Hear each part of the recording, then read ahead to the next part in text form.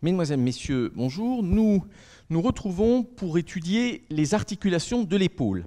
Comme nous avons pu le dire, d'une part, il est fondamental de maîtriser les connaissances d'anatomie générale, donc anatomie générale des os, anatomie générale des articulations, et d'autre part, il est important de faire toujours la comparaison entre le membre supérieur et le membre inférieur.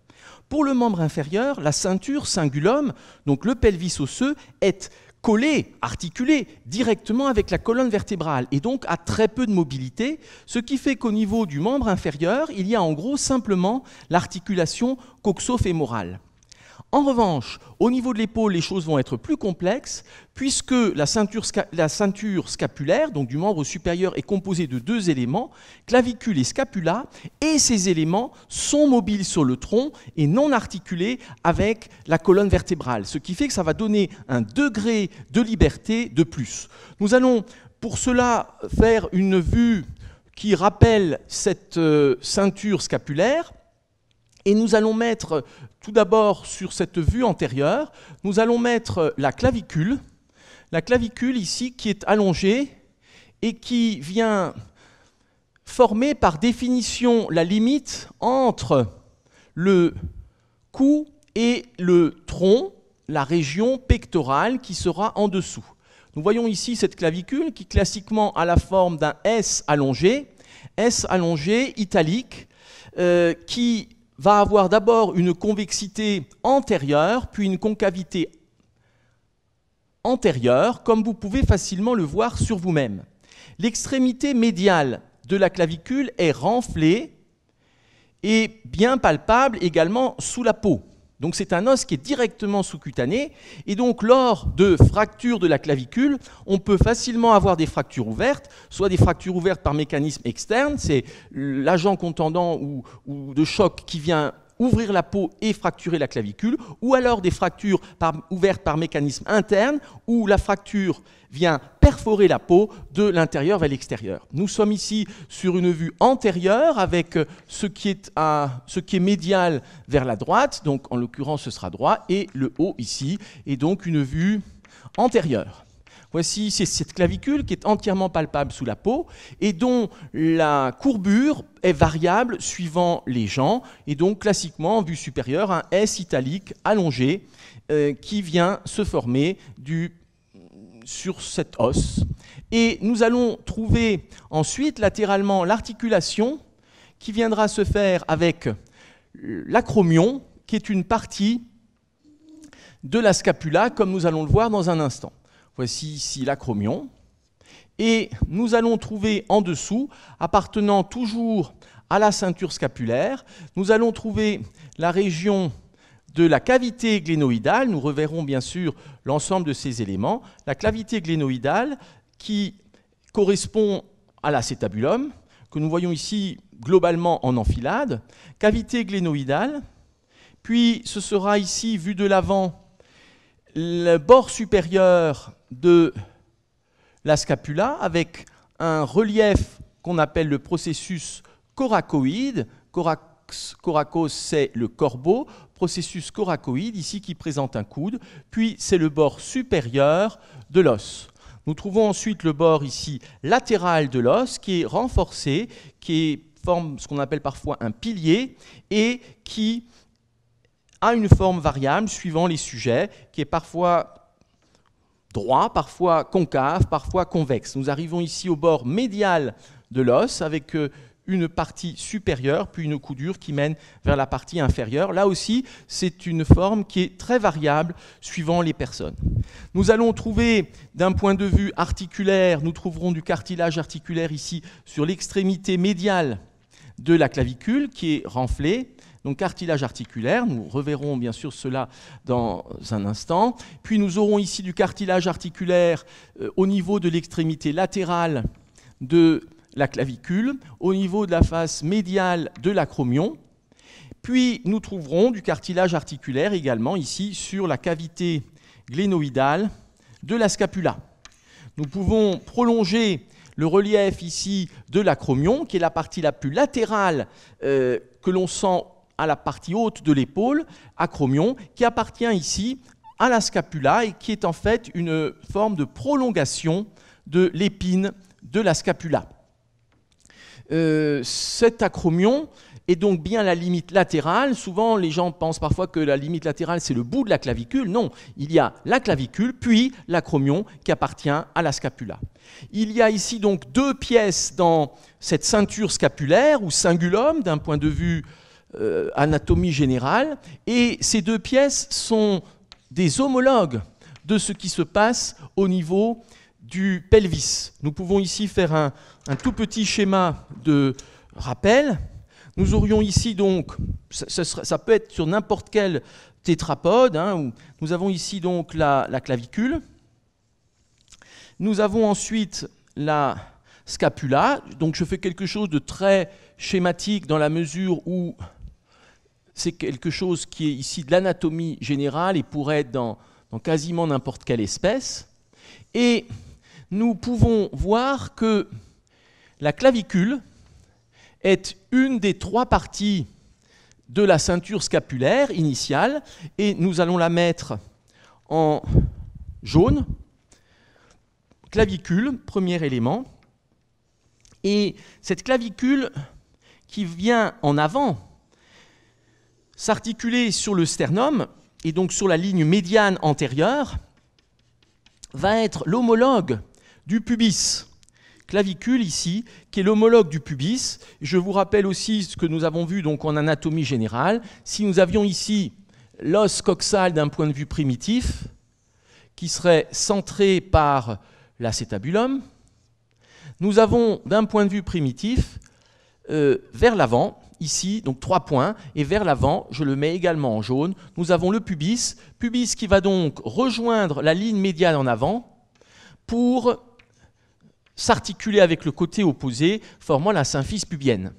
Puis, nous avons sur l'os coxal, nous avons ensuite on va mettre en violet, nous avons ensuite l'ischium. L'ischium qui part vers l'arrière, ici, ischium qui est un relief allongé d'insertion tendineuse. En l'occurrence, ce sera les muscles ischio-jambiers, et nous l'avons vu, chez un certain nombre d'espèces, notamment chez les mammifères, il y aura ici une fusion entre les deux, pubis et ischium, pour former le foramen obturatum. L'équivalent ici de l'ischium dans la ceinture scapulaire, c'est le processus coracoïde. Et effectivement, c'est un processus allongé sur lequel viendront s'insérer des tendons qui seront les tendons notamment de la loge antérieure du bras, courbiceps et coracobrachial. Donc l'équivalent de l'ischium, c'est le processus coracoïde qui vient se fusionner à la scapula. Et puis, nous trouvons enfin la plaque scapulaire qui correspond à l'ilium, c'est-à-dire c'est une plaque, un os plat, qui va permettre l'insertion de vastes groupes musculaires. Pour le membre inférieur, c'est bien sûr les muscles glutéaux, le muscle iliaque, et ici, pour la scapula, ce sera les muscles périscapulaires, rotateurs notamment, que nous étudierons dans des prochains cours. Donc nous voyons qu'il y a, d'un point de vue homologie, toujours 3 parties dans le cingulum, et cette homologie, donc dans l'os coxal, les 3 parties se soudent. Dans la ceinture scapulaire, la clavicule reste isolée et le processus coracoïde qui correspondait à l'ischium vient se fusionner à la scapula. Il ne reste que 2 pièces. Ceinture scapulaire, ceinture pelvienne. Nous allons voir que cette ceinture scapulaire ne sera rattachée au tronc que par l'extrémité médiale de la clavicule, et en l'occurrence, c'est ce qu'on appelle l'articulation sternoclaviculaire. Articulation sternoclaviculaire, nous pouvons mettre ici, et bien sûr nous allons l'agrandir dans un instant, mettre ici les contours de la surface articulaire sur le sternum. C'est ici l'angle supérolatéral du manubrium. Voici l'échancrure, incisure jugulaire, puis c'est l'articulation vers la première côte, puis ici la poursuite du manubrium. Donc nous sommes là sur le manubrium sternal, articulation sternoclaviculaire. Nous sommes là sur la clavicule. Et ensuite, c'est la scapula avec l'acromion qui vient prolonger l'ensemble. Nous allons trouver pour le membre supérieur d'abord des articulations de la ceinture scapulaire. Articulation extrinsèque, ce sera ici l'articulation sternoclaviculaire. Puis articulation intrinsèque, c'est l'articulation acromioclaviculaire. Et enfin, l'articulation de la ceinture avec le membre, stylopode, humérus, articulation scapulo-humérale. Nous allons commencer par voir l'articulation ici, qui est l'articulation l'articulation sternoclaviculaire.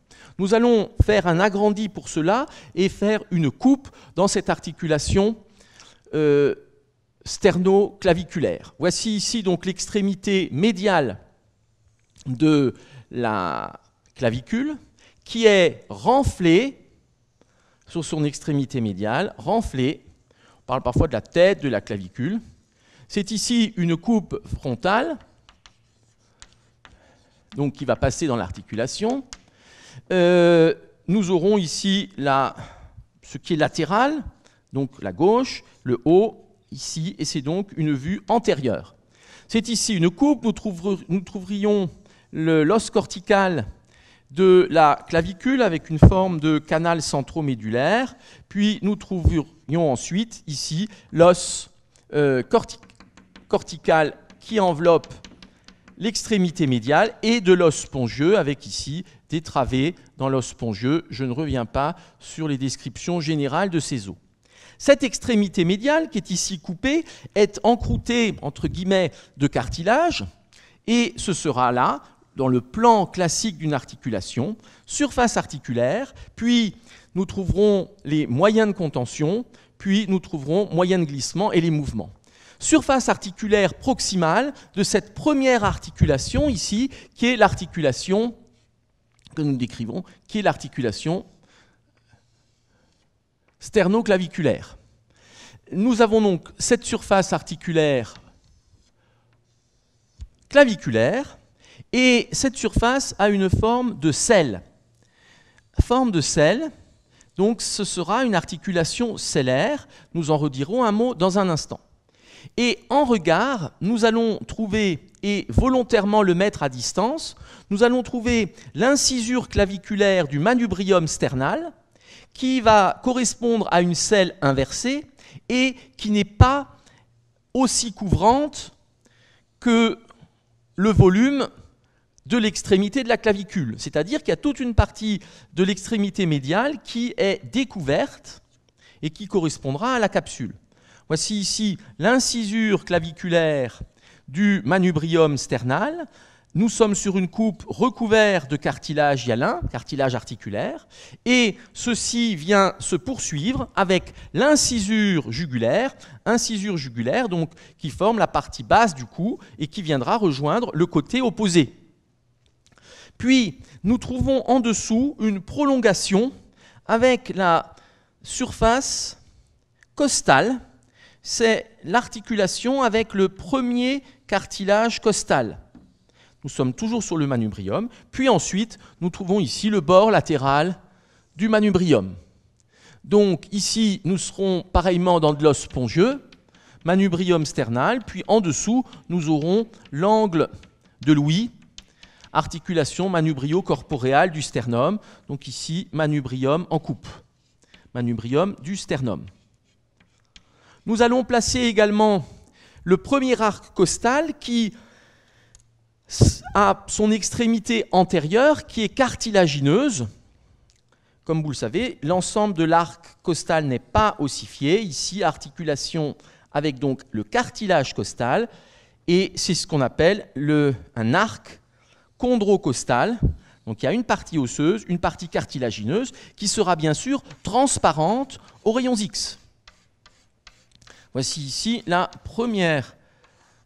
premier arc chondrocostal, et nous voyons que le cartilage de l'extrémité médiale de la clavicule se prolonge légèrement vers le bas en regard du cartilage. On est bien cartilage contre cartilage.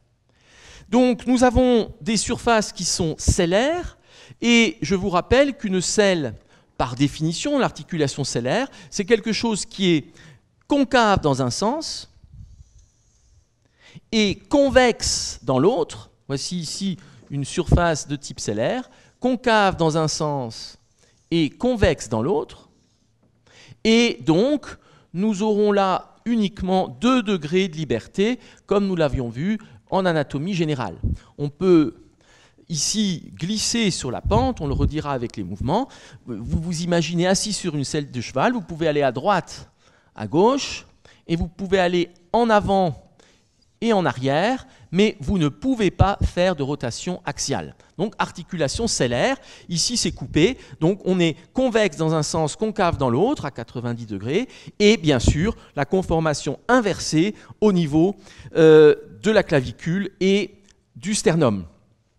Je vous rappelle que un exemple type d'articulation sellaire, c'est l'articulation trapézo-métacarpienne que nous verrons avec la main, donc articulation de la base du pouce, ici la clavicule. Alors, voilà ça pour les surfaces articulaires, et nous allons trouver ensuite un dispositif particulier à ce niveau qui rentre dans les fibrocartilages articulaires et qui constitue un disque. C'est l'un des disques du corps humain, il n'y en a pas énormément. Il y a le disque sternoclaviculaire, il y a le disque de l'articulation temporomandibulaire et il y a le disque du carpe, disque articulaire du carpe et du poignet que nous reverrons. C'est-à-dire que nous avons là un dispositif fibrocartilagineux qui vient former un disque, une galette complète, qui vient s'insérer au pourtour sur la capsule et vers le bas s'insérer sur le premier cartilage costal. Voici ce disque articulaire qui est situé donc entre les 2 surfaces de la clavicule et du sternum, disque qui est complet et qui va venir délimiter 2 compartiments articulaires dans cette articulation.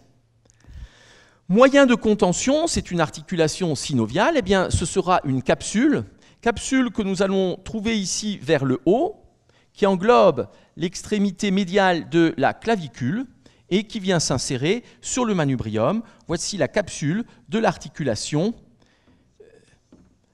sternoclaviculaire. Vers le bas, sur la coupe, ici la capsule sera plus lâche et nous verrons qu'elle va se confondre avec un ligament qui sera sur le côté. Nous trouvons à présent des moyens de glissement, c'est la synoviale que nous mettons traditionnellement, c'est un choix arbitraire et suivant les écoles, que nous mettons en rouge parce que c'est une membrane vascularisée. Cette synoviale tapisse la face interne de la capsule et les régions osseuses qui restent libres dans la région articulaire. Cette capsule, cette synoviale ici, ne tapisse donc jamais, nous l'avons dit en anatomie générale, ne tapisse jamais ni le cartilage, ni les fibrocartilages, donc ne tapisse pas cartilage articulaire, ni le disque articulaire. Et lorsque la synoviale envahit le cartilage, c'est typiquement un signe de début ou d'état d'arthrose. Nous avons donc là, dans cette articulation sternoclaviculaire, nous avons 2 compartiments. Nous avons un compartiment médial et inférieur qui est dirigé entre le manubrium et le disque. Et puis nous avons un deuxième compartiment qui est supérieur et latéral entre le disque et l'extrémité médiale de la clavicule. Donc ici, manubrium sternal. Donc 2 compartiments, et si l'on veut faire une arthrographie, il faut effectivement injecter séparément les 2. Si, quand on injecte un compartiment, le liquide de contraste passe dans l'autre compartiment, c'est qu'il y a une rupture, une fissure, une perforation du disque qui n'est pas normale. Nous pouvons rappeler que dans l'interligne articulaire, il y a du liquide synovial, et ici, nous pouvons mettre ces petites croix rouges, c'est des petites croix ici de couleur rouge, c'est un choix, comme on le fait traditionnellement, petites croix qui montrent cette interligne articulaire. En pratique, l'espace ici est beaucoup plus important qu'en réalité, les choses sont les unes contre les autres. C'est pour des raisons pédagogiques que l'on montre cela. Nous allons trouver ensuite des ligaments qui viennent renforcer l'articulation. Nous allons trouver un ligament qui sera un ligament sternoclaviculaire supérieur, qui sera donc un renforcement ici de la capsule vers le haut. Nous allons le mettre peut-être en ocre. Voici ici ce ligament supérieur qui renforce la capsule et qui va se prolonger avec un ligament interclaviculaire qui est adhérent au périoste du manubrium, et ce ligament interclaviculaire va donc rejoindre le côté opposé, formant un dispositif ici fibreux qui franchit la ligne médiane. Ligament sternoclaviculaire supérieur et interclaviculaire. Nous allons trouver un autre ligament qui sera un ligament inférieur, qui est le ligament costoclaviculaire, qui est épais entre le bord inférieur de la clavicule et le premier cartilage costal, ligament costoclaviculaire ici, qui est important dans le maintien, très important, un pivot dans le maintien de l'articulation. Ligament donc costoclaviculaire entre le premier cartilage costal et la partie inférieure de la clavicule. Nous sommes ici sur le premier cartilage costal. Voici cet ensemble. Si l'on représente les éléments sur la vue, ici, que nous avons fait vue antérieure schématique, nous pouvons rajouter ici un segment donc, du premier arc chondrocostal. Et puis nous pourrons rajouter ici la capsule qui vient finalement être fusionnée quasiment avec le ligament costoclaviculaire ici sur le côté. Et nous trouvons ici cette capsule articulaire donc, que nous voyons maintenant en entier. Voici la capsule articulaire qui est insérée au pourtour de ces régions. Voici cette capsule qui est renforcée vers le haut par le ligament supérieur. Et ce ligament vient rejoindre le côté opposé par le ligament interclaviculaire qui est adhérent à l'incisure jugulaire ici. Et vers le bas, nous trouvons ici le ligament costoclaviculaire. Il existe également des renforcements qui peuvent être des renforcements ici antérieurs de la capsule, ligament qui serait antérieur ou postérieur. Voici pour ces éléments. Et donc les mouvements. On va peut-être juste faire un tout petit rappel avec un petit schéma montrant les deux côtés pour bien voir ce que ça signifie sur un individu. Voici ici le manubrium sternal, c'est l'incisure jugulaire, et de chaque côté, nous allons trouver donc l'articulation sternoclaviculaire qui sera donc présentée par l'extrémité médiale renflée de la clavicule. Et chaque fois, donc, nous retrouverons les mêmes éléments de chaque côté, avec ici la capsule articulaire. Donc, capsule articulaire que voici de chaque côté, et la jonction avec le premier cartilage costal en dessous. Ce qui fait que, classiquement, on parlait d'articulation sterno-costoclaviculaire, puisqu'effectivement, il y a une forme d'articulation de l'extrémité médiale avec le premier cartilage. Le terme officiel, c'est articulation sternoclaviculaire, anciennement articulation sterno-costoclaviculaire, qui rappelle la présence du cartilage, du premier cartilage costal juste en dessous, et qui en quelque sorte vient participer aussi en surface articulaire à la région. Et ceci est renforcé, donc nous sommes là sur le manubrium, la ligne médiane, et ceci est donc renforcé notamment par ce ligament interclaviculaire qui se poursuit avec le ligament claviculaire supérieur. Nous sommes bien sûr là sur l'incisure jugulaire et c'est la base du cou. En dessous ici, le ligament costoclaviculaire. Alors, articulation sellaire signifie 2 degrés de liberté. 2 degrés de liberté, et c'est là que va se jouer l'ensemble des mouvements de la ceinture scapulaire et de l'épaule proprement dite par rapport au mouvement du bras que nous verrons tout à l'heure. 2 degrés de liberté qui seront d'abord dans un plan frontal. Dans le plan frontal, nous pourrons faire de l'élévation de la clavicule, et la scapula va suivre, élévation, et nous pourrons faire de l'abaissement. L'abaissement est limité par le fait que la clavicule va toucher le thorax, va toucher la première côte, et cet abaissement est essentiellement passif. Par exemple, vous portez 2 lourdes valises de chaque côté, vous allez faire un abaissement.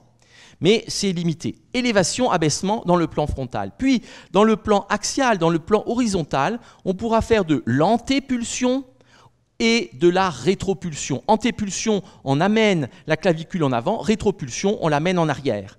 Le point fixe va être au niveau de l'articulation sternoclaviculaire. Et donc, ceci vient définir des mouvements qui forment un espèce de cône, qui forment un cône plus ou moins régulier, dont le sommet est au niveau de l'articulation sternoclaviculaire. Donc, si l'on représente ici la clavicule dans ses différentes positions, nous aurons la position d'élévation, nous aurons la position d'abaissement, puis nous aurons dans le cône la position d'antépulsion et de rétropulsion. Donc, le point fixe sera ici au niveau de l'articulation sternoclaviculaire,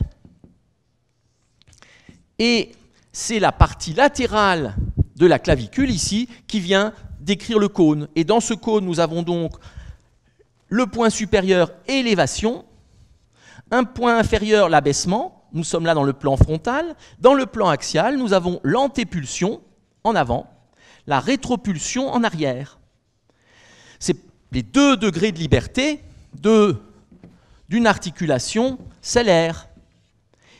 Il n'y a pas de rotation axiale. Vous ne pouvez pas tourner la clavicule sur elle-même.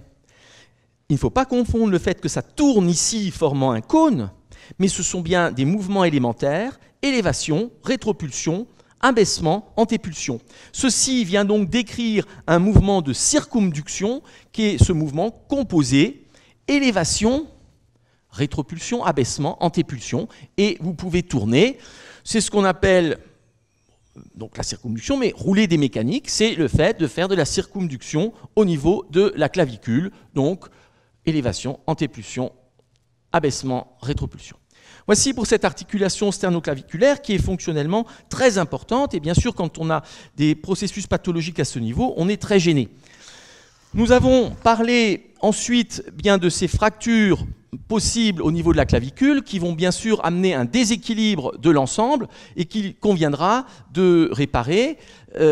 D'une part, cela peut se faire d'un point de vue orthopédique avec notamment le port d'anneaux en rétropulsion, et dans certains cas, on est amené à faire une ostéosynthèse, par exemple, avec des éléments métalliques à l'intérieur de la clavicule. Et nous allons maintenant passer à l'extrémité latérale de la clavicule, où nous avons l'articulation, eh bien, ici, acromioclaviculaire, qui est une articulation donc maintenant intrinsèque de la ceinture scapulaire. La seule articulation extrinsèque, c'est l'articulation sternoclaviculaire, et il n'y a pas d'articulation avec la colonne vertébrale, contrairement à la ceinture pelvienne. Donc là, c'est à présent l'articulation acromioclaviculaire que nous allons présenter. Je réfléchis juste pour la suite. Donc, articulation acromioclaviculaire.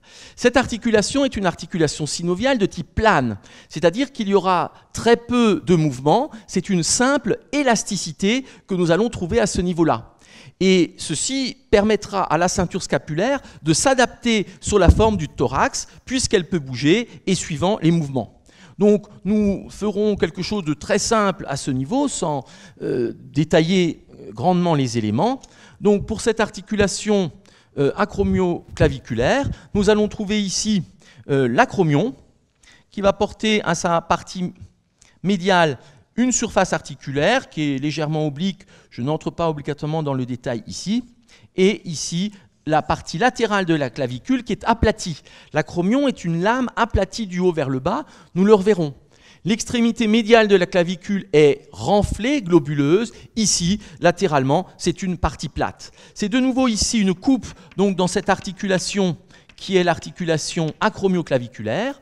Nous pouvons, pour voir les surfaces articulaires, dire qu'il y en a deux. Une surface articulaire portée à la face latérale de la clavicule, et qui est donc une articulation plane, surface plane, une surface articulaire à la partie médiale de l'acromion, là aussi, surface plane. C'est une coupe frontale qui a ce qui est médial à gauche, et donc à droite, et le haut vers le haut.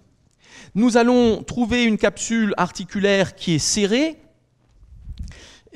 ici, qui vient maintenir l'ensemble.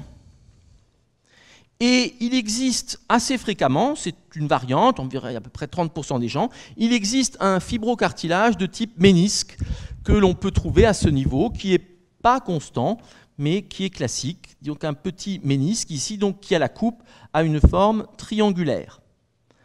Nous allons trouver de la synoviale, c'est une articulation ici synoviale, qui tapisse les éléments, et donc l'interligne articulaire, ici avec ces deux petites croix, remplie de liquide synovial. Articulation plane, il y a 0 degré de liberté, par définition nous l'avions vu, c'est-à-dire que ce sont des simples mouvements d'élasticité de quelques degrés. C'est ici donc l'articulation 2, qui est l'articulation acromioclaviculaire, que voici. Cette articulation acromioclaviculaire va être renforcée par un certain nombre de ligaments qu'on appelle intrinsèques, c'est-à-dire des renforcements de la capsule, et ligaments extrinsèques, qui seront des ligaments à distance. Nous allons trouver ici, donc sur la figure du haut, nous allons trouver cette... Juste repasser le contour ici de la sternoclaviculaire, et nous allons trouver donc ici la capsule de l'articulation acromioclaviculaire qui, comme on l'a dit, est serrée, c'est-à-dire à proximité des surfaces articulaires. Voici ici cette capsule de l'articulation acromioclaviculaire. Cette articulation, il y a donc bien sûr un interligne. Cette articulation, on peut en palper sur le vivant l'interligne articulaire, notamment la partie antéro-supérieure. Vous pouvez arriver à mettre le bout de la pulpe de l'index dans l'interligne, donc qui est palpable et qui est important. Il existe une variation de disposition.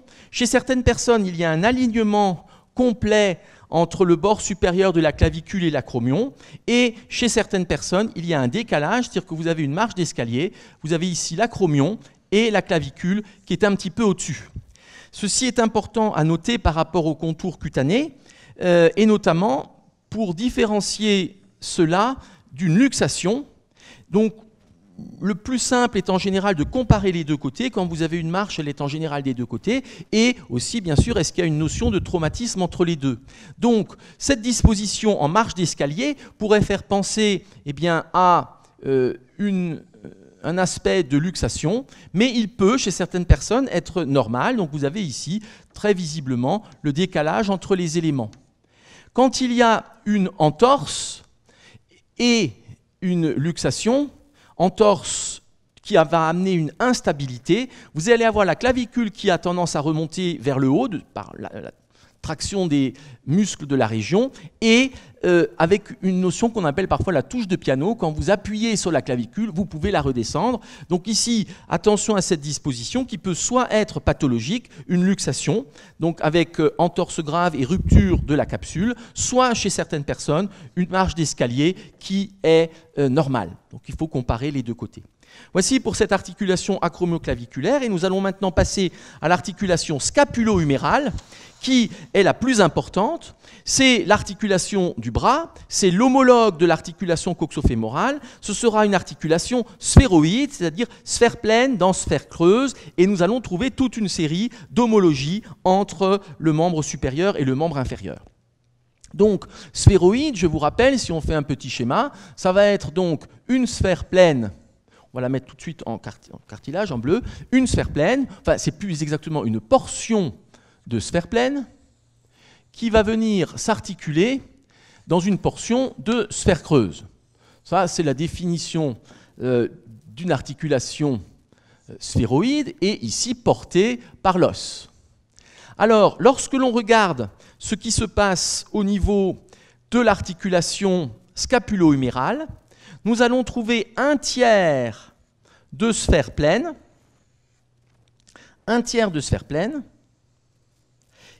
qui vient s'articuler dans un sixième de sphère creuse. Un sixième de sphère, c'est quelque chose qui est presque plan, légèrement concave, mais presque plan. Et nous trouvons quasiment une absence de col au niveau huméral, et nous trouvons la diaphyse humérale. Donc, au niveau scapulo-huméral, ce sera un tiers de sphère pleine et un sixième de sphère creuse. Et pour mémoire, au niveau de l'articulation coxo-fémorale que nous avons vue, donc au niveau de l'articulation de la hanche, nous allons trouver deux tiers de sphère pleine, donc 2 tiers de sphère pleine ici, pour la tête fémorale, 2 tiers, et au niveau de l'acétabulum, c'est une demi-sphère creuse. Donc c'est quelque chose de beaucoup plus coapté au niveau, d'un point de vue osseux, au niveau fémoral. Et au niveau fémoral, surtout, nous trouvons un col qui est important avec cet angle cervico-diaphysaire. Et ceci explique qu'on peut avoir des fractures du col anatomique du fémur, très fréquentes, alors qu'au niveau de l'humérus, elles n'existent quasiment pas. Et ce seront des fractures plus bas, sous l'épiphyse, qu'on appelle des fractures du col chirurgical. On en redira un mot. Je vous rappelle que l'ostéologie est vue par ailleurs, et notamment en travaux pratiques, nous sommes là directement dans l'articulation. Donc, nous allons prendre le plan classique, c'est-à-dire surface articulaire proximale, surface articulaire distale. La surface articulaire proximale, ça sera la cavité glénoïdale de la scapula, surface distale, la tête de l'humérus. Donc ici, on peut peut-être rajouter, ça c'est l'humérus, ça, c'est le fémur. Donc, bien sûr, homologie. À la racine du membre, on a une sphéroïde, 3 degrés de liberté. On va pouvoir faire des mouvements très importants. Nous allons regarder, je reviens ici sur cette première figure, nous allons regarder ici la cavité glénoïdale qui est orientée vers l'avant et le dehors. Nous allons la regarder de profil. Nous allons la regarder en vue axiale. Globalement, c'est une surface articulaire qui a une forme elliptique, ovoïde. En pratique, on dit souvent, on utilise pour cette surface l'aspect de piriforme, c'est-à-dire en forme de poire. Il y a un rétrécissement à la partie moyenne et il y a une extrémité inférieure qui est plus grosse. C'est quelque chose qui est bien sûr variable suivant les individus. Donc c'est ici une vue axiale de cette surface glénoïdale qui est concave, et nous l'avons dit, qui s'inscrit dans un sixième de sphère creuse. Voici ses contours avec l'avant vers la droite, une espèce d'échancrure à la partie moyenne, et voici le cartilage articulaire de la cavité glénoïdale. Nous sommes là sur une vue axiale, c'est-à-dire oblique, puisque la scapula est orientée vers l'avant et le dehors. Voici les contours de cette cavité glénoïdale, et cet aspect classiquement piriforme. Nous avons ici l'avant qui est à droite et le haut en haut. Cette surface articulaire va être entourée par un labrum. Labrum, je vous rappelle, c'est un fibrocartilage qui, à la section, va être triangulaire, qui a une face adhérente à l'os, une face périphérique adhérente à la capsule, une face axiale qui est en prolongation du cartilage et qui est donc une zone articulaire. Voici ici ce labrum glénoïdal, labrum que l'on retrouve par homologie, que l'on retrouve aussi au niveau de l'articulation coxo-fémorale. Ce labrum, on dit fibrocartilage, c'est essentiellement du tissu fibreux avec quelques cellules de type cartilagineux, ce qu'on appelle les cellules chondroïdes, chondros le cartilage, donc qui ressemblent au cartilage, cellules chondroïdes avec une petite matrice. Et donc, comme il s'agit principalement de tissu fibreux, c'est quelque chose qui peut venir se déchirer. Le tissu fibreux et cartilagineux est radiotransparent, ce qui fait que quand on fait une radio, on ne voit pas le labrum, et s'il y a une déchirure, on ne le voit pas. Ceci a été longtemps un écueil. Maintenant, on a eu bien sûr le développement des arthrographies, où on va pouvoir visualiser en négatif ce labrum. Et puis, il y a eu le développement de l'arthroscan, l'arthro-IRM, et aussi, bien sûr, l'arthroscopie, où là, on va pouvoir profiter de la fente articulaire pour aller regarder l'état du cartilage et l'état du labrum. Il est évident que quand le labrum se déchire, ceci va provoquer des douleurs, va provoquer des blocages. C'est ici une vue axiale, ce que nous pouvons rappeler en voyant vers le bas, en enfilade, la plaque scapulaire. Voici, vers le bas, nous trouverons un petit tubercule ici d'insertion musculaire pour le chef long du triceps. Et voici ici en enfilade, bord antérieur, bord postérieur de la plaque scapulaire. Vers le haut, nous allons voir le relief du processus coracoïde qui forme un bec, comme on l'a dit, de corbeau, et qui vient s'orienter vers l'avant, se recourber à 90 degrés et venir ici vers vous. Voilà ce processus coracoïde avec la portion verticale qui vient vers l'avant, et ici la portion horizontale qui vient vers l'avant, et donc ici vers vous. C'est le processus coracoïde qui surplombe l'articulation vers l'avant.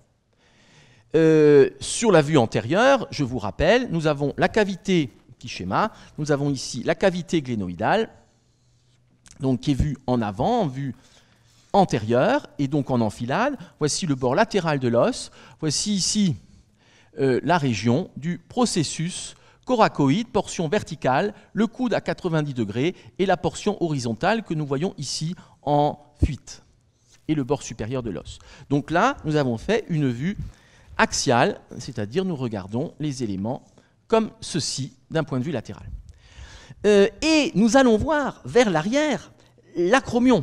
L'acromion qui est dans la poursuite de l'épine, nous en reparlerons avec la région de l'articulation de la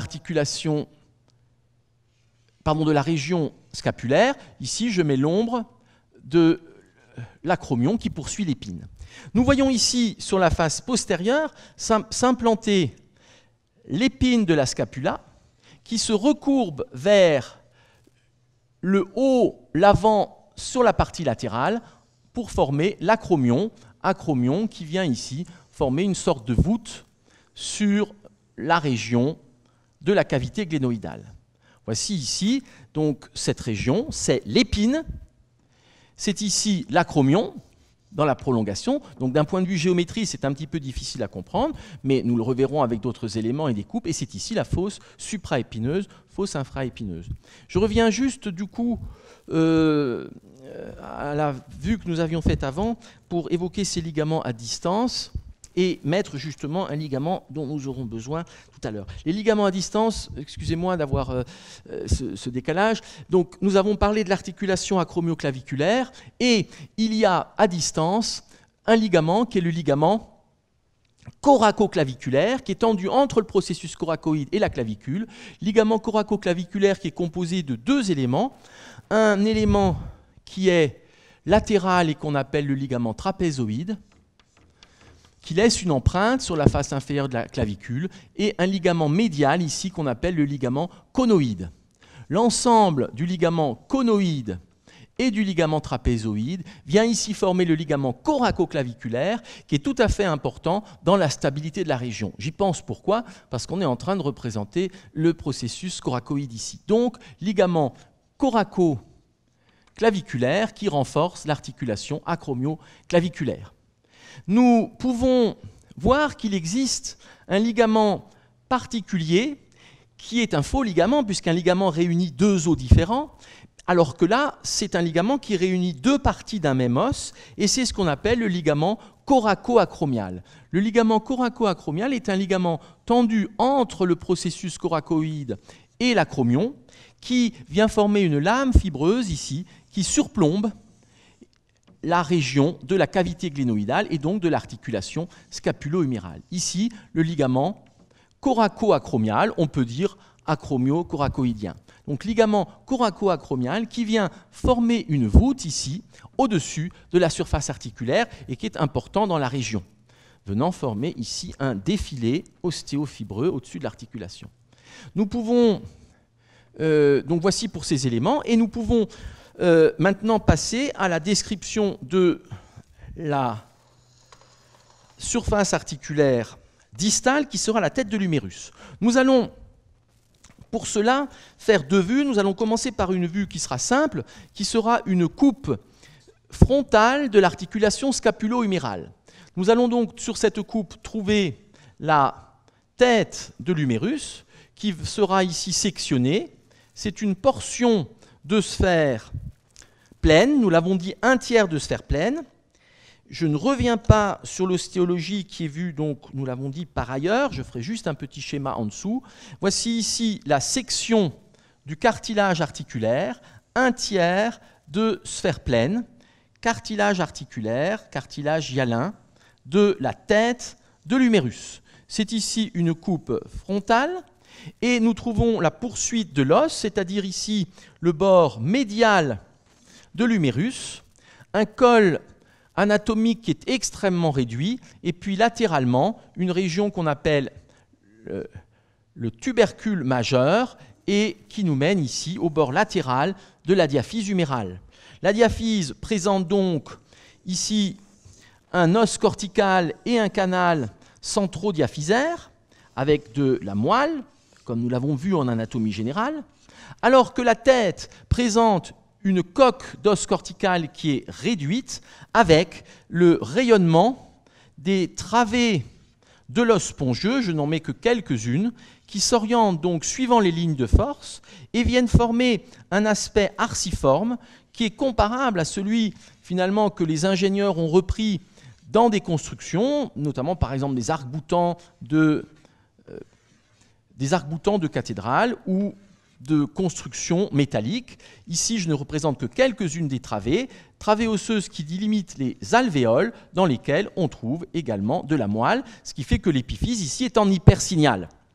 C'est là la surface articulaire distale, un tiers de sphère qui vient répondre au 1/6 de sphère creuse, c'est-à-dire quelque chose de presque plan, que nous trouvons ici pour la cavité glénoïdale de la scapula. Comme toujours, je représente les choses plus écartées qu'en réalité, les surfaces sont en contact, ce n'est qu'un petit film liquidien qu'il y a entre les deux, mais ceci permet de pouvoir présenter l'interligne articulaire. Nous trouvons un tubercule au-dessus, tubercule supraglénoïdal, puis ici ce sera le bord supérieur de la scapula, tubercule infraglénoïdal, le bord médial de la scapula. Donc ici, l'os spongieux scapulaire et la cavité glénoïdale. Je repensais ici donc il y a effectivement au-dessus, nous trouvons au bord supérieur un tubercule supraglénoïdal ici, dont nous reparlerons la prochaine fois, c'est celui qui est présenté là. Sur la face articulaire proximale, sur la scapula, nous avons dans la continuité du cartilage, nous avons ici la section du labrum qui a donc pour objectif d'augmenter la courbure, d'augmenter la cavité articulaire. C'est un avantage sur les surfaces, en revanche c'est un inconvénient puisqu'une source de fragilité, ce labrum pouvant venir se déchirer. Donc trois faces dans le labrum, une face adhérente à l'os, au pourtour de la cavité glénoïdale, une face périphérique qui répond à la capsule, une face axiale qui est articulaire dans le prolongement du cartilage articulaire. C'est une articulation synoviale, nous allons trouver une capsule qui viendra ici être insérée sur l'os au pourtour, donc que je mets dans un vert plus foncé, au pourtour du labrum. C'est ici la section de la capsule qui vient englober le tubercule supraglénoïdal. Nous en reparlerons notamment dans un prochain cours sur le bras et le biceps brachial. Voici ici la section de la capsule qui englobe le tubercule supraglénoïdal mais qui laisse à l'extérieur d'elle le tubercule infraglénoïdal. Voici donc cette capsule que nous trouvons ici sur la coupe, qui est donc adhérente à la face latérale, quasiment à la totalité, pas tout à fait à la face latérale du labrum, et qui vient ici s'insérer sur le col anatomique de l'humérus. Voici la section supérieure de la capsule. Et vers le bas, de nouveau la capsule qui s'insère à la face périphérique du labrum, mais nous trouvons vers le bas une réserve capsulaire, un repli qui va permettre les mouvements d'abduction, les mouvements de grande amplitude. Donc ici, cette réserve capsulaire vers le bas. Voici la section de la capsule. L'ensemble va présenter une synoviale qui vient tapisser la face interne de la capsule comme toujours, fine membrane richement vascularisée de capillaires que l'on voit par transparence de cette membrane épithéliale très fine et qui vient jouer un rôle dans la sécrétion-résorption du liquide synovial. Cette synoviale ne tapisse pas le labrum et ne tapisse pas le cartilage articulaire dans les circonstances normales. En revanche, le cartilage est envahi de synovial dans l'arthrose. Lorsque l'on fait une arthrographie, eh bien, on voit notamment le prolongement, ici la réserve qu'il y a vers le bas de l'interligne articulaire. Il y a parfois vers l'avant une communication avec une bourse séreuse, j'en redirai un mot. Et voici l'interligne articulaire que nous avons encore une fois artificiellement espacée, interligne articulaire ici de l'articulation scapulo-humérale qui est une articulation sphéroïde. Nous pouvons ici placer la synoviale, donc en rouge, qui est à la face, qui tapisse la face interne de la capsule, qui est adhérente à la capsule. Donc quand on ouvre la capsule, on ouvre la synoviale et on est bien dans la fente articulaire remplie de liquide synovial. C'est l'existence de cette fente articulaire qui fait que l'on peut réaliser des arthroscopies de l'épaule qui sont un des grands classiques avec l'arthroscopie notamment du genou. Voici ici la membrane synoviale qui est coupée en rouge, qui tapisse la capsule.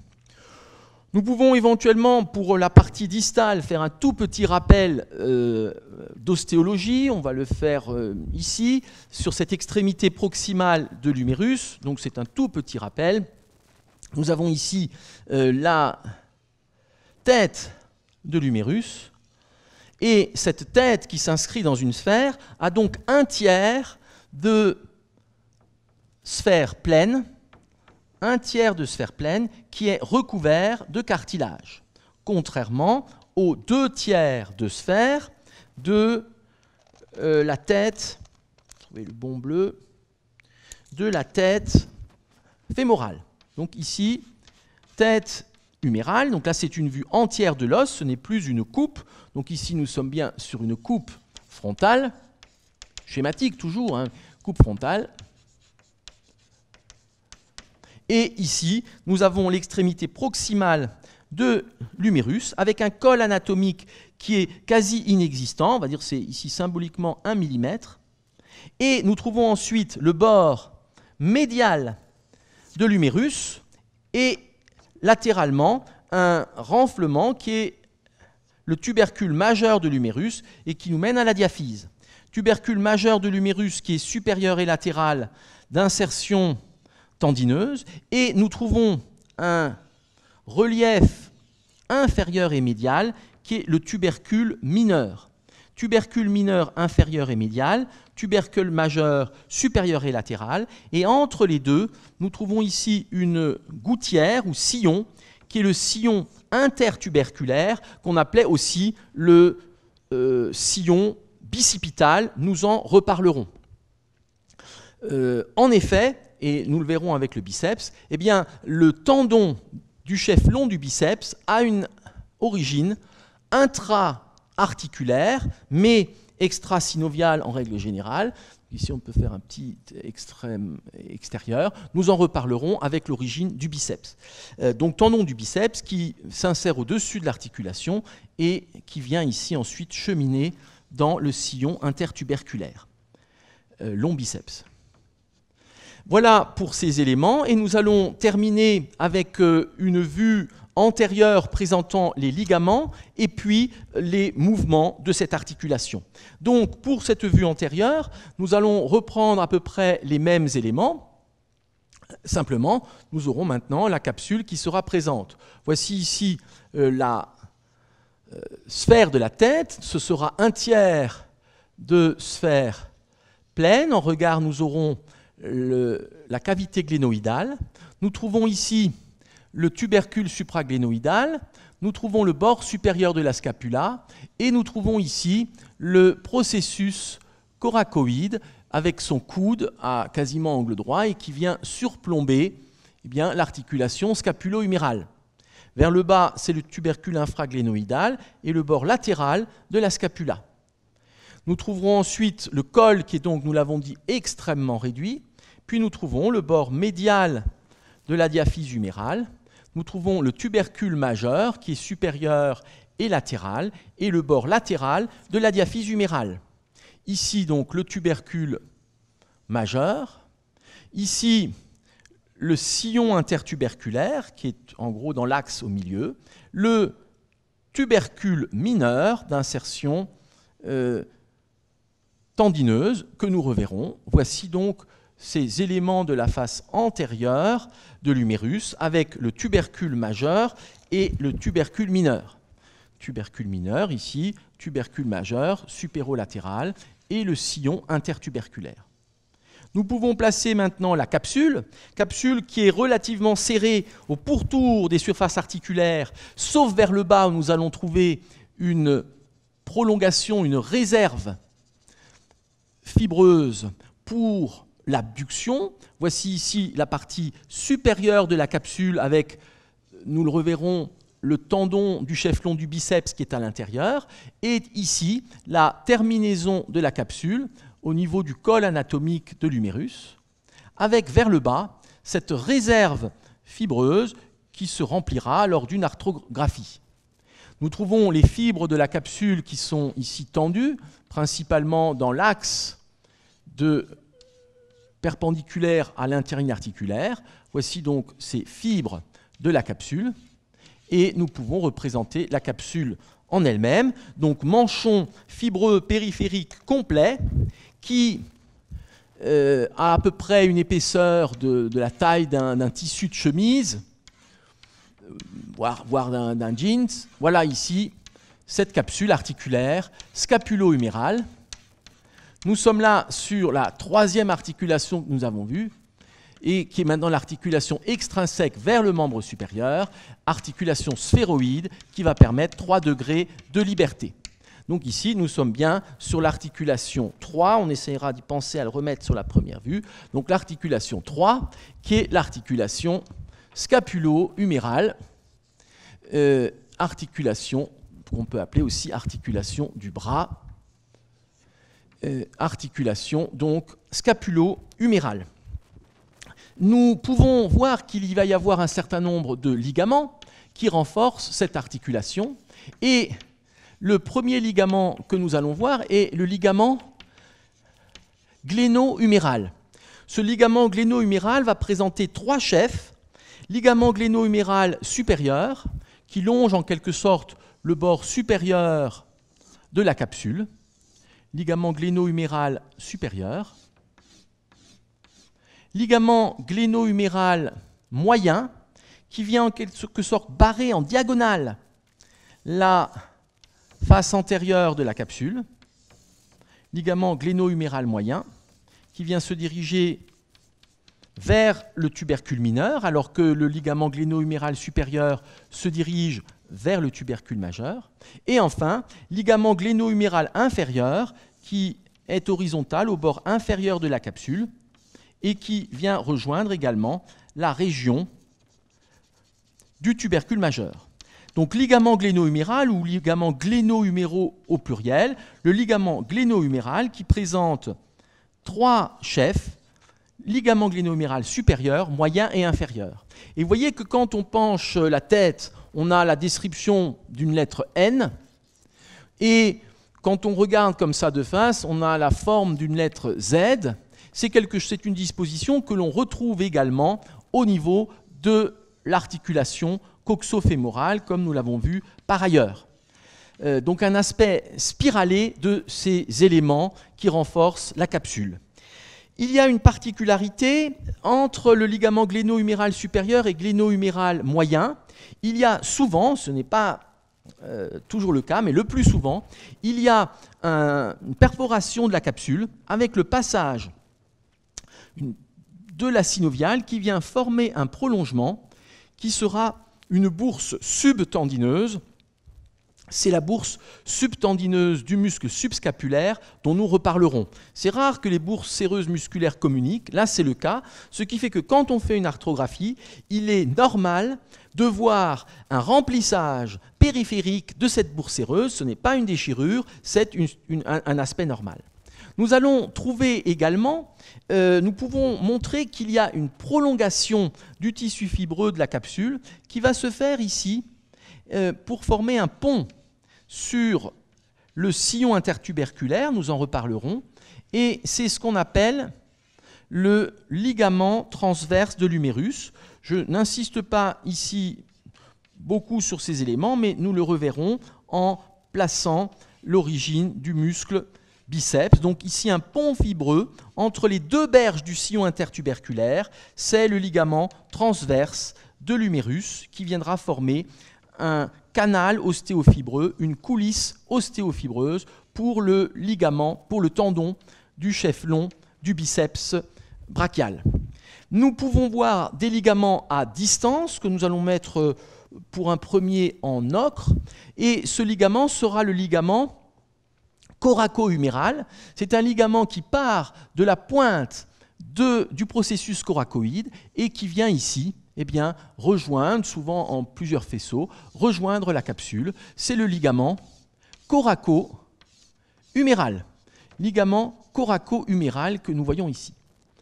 Nous pouvons rappeler qu'au-dessus du processus coracoïde, il y a les ligaments coraco-claviculaires, avec ici le ligament trapézoïde, qui serait placé au-dessus, ligament trapézoïde, et le ligament conoïde, qui constitue à eux deux le ligament coraco-claviculaire. Et l'ensemble est surplombé ici par l'acromion que je place au-dessus de cette région. C'est ce qu'on appelle la voûte coraco-acromiale. Voici ici l'acromion, puis nous aurions ici la clavicule que je représente très schématiquement ici, clavicule, acromion. Voûte acromio-claviculaire. Et nous pouvons retrouver ici cette voûte qui sera sectionnée, donc voûte osseuse au-dessus de la tête de l'humérus, et puis nous avons le départ de la clavicule. Clavicule et cette voûte avec l'articulation acromio-claviculaire. Nous pouvons en représenter ici, c'est une coupe, donc nous pouvons représenter le cartilage articulaire, nous pouvons représenter la capsule de l'articulation acromio-claviculaire, ici au-dessus, qui surplombe l'ensemble. Donc voici ces éléments, et c'est ici également une section. Contrairement au fémur, on voit bien que la disposition osseuse fait qu'il n'est pas possible d'avoir de fracture du col, qui est ici 1 mm juste sous la tête. Mais où est-ce que vont se faire les fractures? Les fractures vont se faire beaucoup plus bas, ici sur la partie inférieure de l'épiphyse, et c'est ce qu'on appelle ici le col chirurgical de l'humérus, et c'est au niveau du col chirurgical qu'on aura les fractures qui pourront se faire, donc un système différent d'un point de vue contrainte qu'au niveau de l'articulation coxofémorale. Donc ici, pour reprendre, nous avons l'acromion, et ici la clavicule, c'est la voûte coraco-acromiale. Cette voûte coraco-acromiale que nous trouvons ici, processus coracoïde, acromion, et la voûte coraco-acromiale avec le ligament coraco-acromial au-dessus. Voici pour ces éléments, et le dernier point qui nous reste à voir, et nous irons relativement vite puisque c'est vraiment directement lié à ce qu'on a vu en anatomie générale, eh bien, ce sont les mouvements. C'est ici une articulation à 3 degrés de liberté, et donc on prend les 3 plans et les 3 axes. Tout d'abord, nous pouvons prendre le plan frontal, ou on va prendre le plan sagittal, donc on va le regarder de profil. Plan sagittal, on va pouvoir faire de la flexion et de l'extension. Flexion, extension. La flexion, vous pouvez la continuer jusqu'à la verticale à 180 degrés, flexion. L'extension, vous voyez, à peu près 30-40 degrés. Plan frontal, flexion, extension. Plan sagittal, flexion-extension. Plan frontal, nous allons pouvoir faire de l'abduction, adduction. Abduction, vous pouvez la poursuivre jusqu'à 180 degrés. Adduction, vous cognez contre le corps. Donc, vous allez faire de l'adduction soit en avant, 20-30 degrés, soit en arrière, 20-30 degrés. Abduction, adduction dans le plan frontal. Le dernier plan, c'est le plan axial, et ceci correspondra à des mouvements de rotation autour de l'axe de l'humérus. Ces mouvements de rotation, pour bien les explorer, il faut fléchir l'avant-bras pour éliminer la pronation-supination, et vous allez pouvoir faire de la rotation latérale, donc sur l'axe de l'humérus. Rotation latérale, c'est bien dans la scapulo-humérale. Rotation latérale, environ 45 degrés. Rotation médiale, vous butez contre le tronc, mais vous pouvez la poursuivre en arrière, cette rotation médiale, donc environ, on est à plus que 90 degrés, 110 degrés. Et quand on a une perte de mouvement, bien sûr, c'est d'abord ce mouvement de rotation médiale en arrière qui va être gêné, on ne pourra plus aller derrière, c'est gênant. Donc, les trois axes, ces trois mouvements, on peut avoir la combinaison de mouvements élémentaires, flexion, adduction, extension, abduction, ce qui fait de la circumduction.